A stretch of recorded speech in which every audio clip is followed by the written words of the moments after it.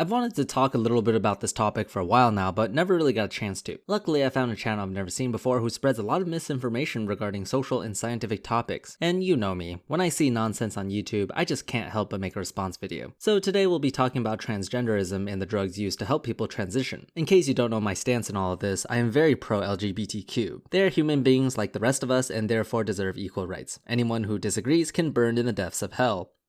I am amazed that there's this outbreak of people born in the wrong body.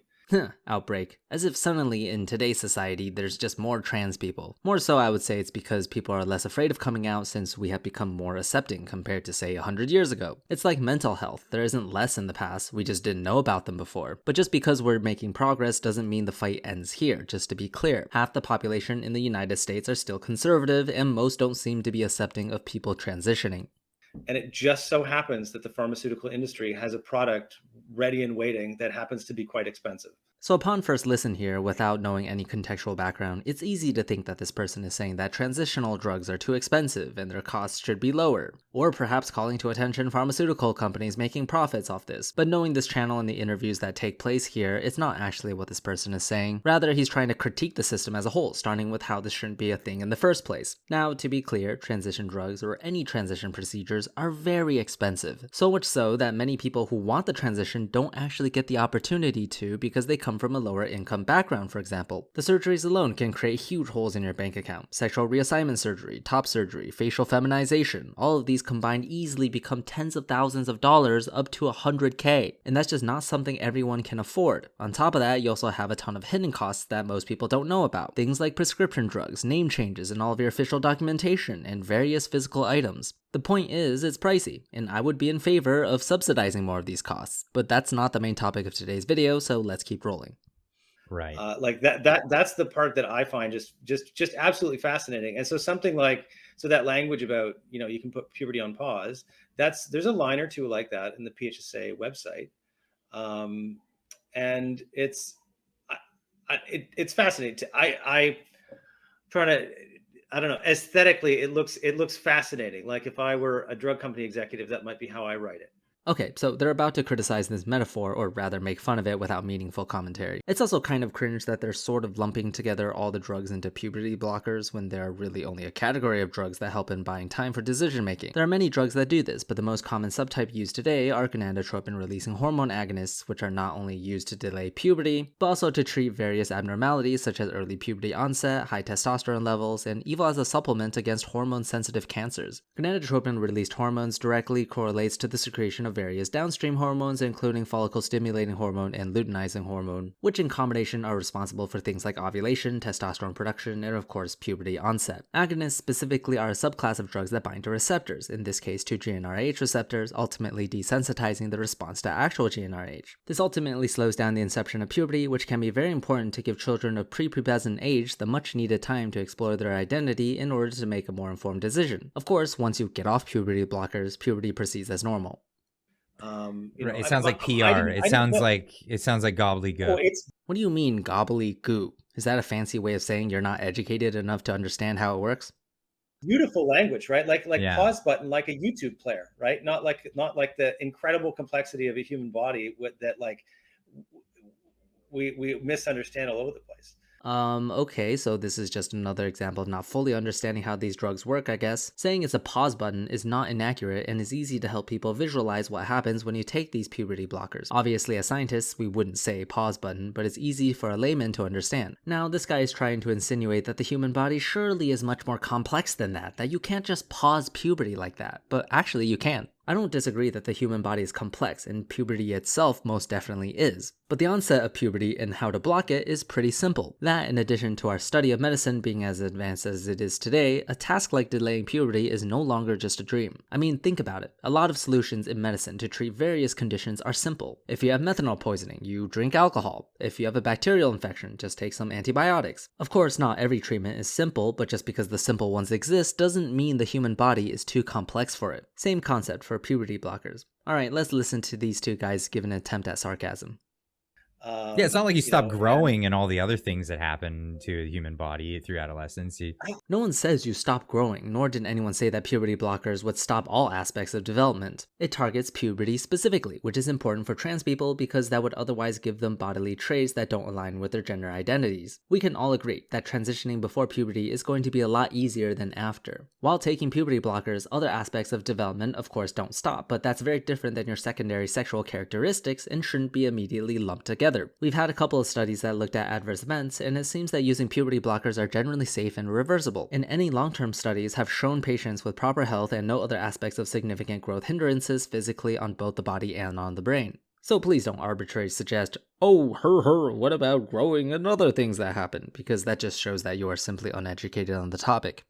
Absolutely, right? I mean, there's all kinds of it's still beyond our comprehension. The idea that we've got like, oh, there's somebody in a white lab coat who just understands the human body perfectly. It's crazy. But that's just how it is. The truth is, we do already have a good understanding, and just because you don't understand it doesn't mean that doctors also don't. If you don't trust the people in lab coats, then why do you ever go to the doctor? If you can't trust them to know how puberty blockers work, how can you trust them to treat cancer or heart disease or allergic reactions or literally any disease out there? Is the whole field just a scam to you?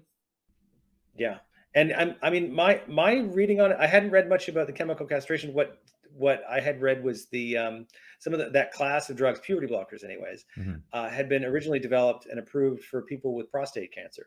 Gonadotropin-releasing hormone agonists and antagonists are used for a wide variety of reasons, one of them being prostate cancer, but also various other medical conditions such as cryptorchidism, precocious puberty, which I mentioned before, female infertility, breast cancer, endometriosis, etc., etc., etc. But like the variety of treatments it can provide, gonadotropin-releasing hormone agonists also include a wide variety of drugs and each are used for different conditions. So for example, if you're attempting to delay puberty, you would use a combination of them, such as leuprorelin, which can be used as an injection or implant, and buserelin, which has even more flexibility in delivery, including nasal spray, amongst a few other drugs. Now, some of these can indeed be used to treat cancer, especially the hormone-sensitive ones, and that makes a lot of sense because you want to reduce the quantity of sex hormone exposure, but it's not always the case. Don't get me wrong, many do overlap, but for example, goserelin is used for a lot of things, including prostate cancer, but not so much as a puberty blocker. So I'm not sure what you're trying to accomplish by pointing out that some of the same drugs used in puberty blockers are also used for prostate cancer. It's not technically wrong, but I can't help but feel like there's an external implication to your words. And just to be clear, these agonists will never be the main component of any chemo treatment for cancer. They will have to work in combination with many other drugs in order to achieve any sort of effect. Which I keep thinking that's a very profitable way. Like if you have an existing drug and you find a new market for it, that's incredibly profitable. What are you talking about? Science is science, and when we try to come up with new treatments for something, we have to tackle it based on what we know. And it can just happen to be that an existing drug used for something else can fit the bill. This one is especially a no-brainer. If we want to delay the onset of puberty, we'll have to stop the secretion of various hormones, because we know that the gonadotropin ones and the sex hormones are responsible for puberty. Oh, would you look at that? We have a drug here that already treats precocious puberty, which actually is basically the same thing if you think about it as when we're trying to delay the onset of puberty. You make it sound like we're just randomly picking and choosing existing drugs and testing to see if they work for this purpose, but that's simply not the case. When COVID became a pandemic, for example, we started with all our existing antivirals because that's just common sense. We do this not because it's profitable, but because that's where the science leads us to, in order to quickly find a treatment option to what we're trying to solve. Yeah, you don't have to go through new trials or anything like that. You just have it off-label, prescribable to whatever other condition. If you're repurposing a drug to treat something else, it still has to be approved for treating that specific condition. For example, remdesivir already treats a handful of virus infections, including but not limited to hepatitis C and Ebola, but we still had to conduct trials and gather data for how it works against COVID-19. Approval of any drug, such as FDA approval, doesn't just approve of a drug for all use cases. When you come up with a new treatment using that drug, that has to be scrutinized by itself. Now, one thing I will say that repurposing an existing drug has an advantage in is that we already know many of the safety concerns, such as the acceptable dosage, which by the way is one of the first things you test in a phase 1 clinical trial. But in the grand scheme of things, most of the process is not skipped. Yeah, and I'm sure there's a bunch of cases where that's reasonable. I started this question just saying, okay, how often is this happening?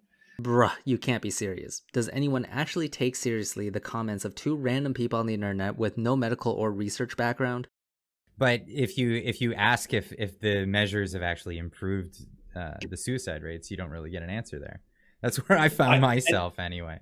Okay, so for the end of the video, they talk a bit about suicide rates, showing skepticism on if providing these helping tools for trans people really reduces suicide rates. Which is ridiculous to even think about because of course they do. We have study after study telling us that people who have gone through various stages of transition, such as chemical or physical ones, have less suicidal tendencies. Transgender people denied such services are also more likely to have suicidal thoughts. I don't know if you've been living under a rock, but this is very clear, which is why it's important to get these people the procedures they need to live a happy life. And even if it doesn't affect suicide rates, who cares? It makes them happy without hurting others, so we shouldn't get in their way.